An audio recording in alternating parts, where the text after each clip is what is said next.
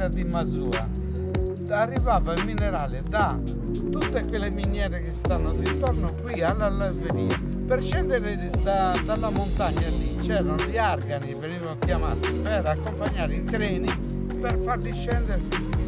Qui lavoravano donne e bambine per la cernita dei minerali. Poi c'era questo tubo che era enorme in ferro, questo portava l'acqua per lavare i minerali. A sua volta i minerali venivano trasportati e messi lì, nelle torri di fusione, nei forni di fusione. I fumi uscivano qui e in parte uscivano di là. Qui ha conosciuto le miniere del 1800 in particolar modo, dopo i romani che avevano scoperto le miniere.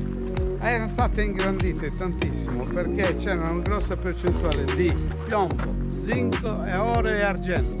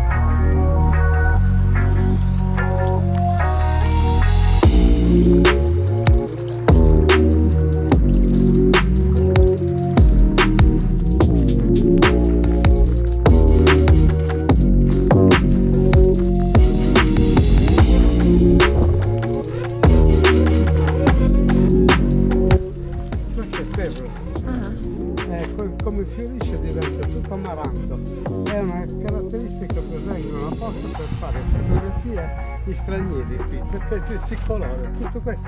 La Sardegna è colorato di questa ferula.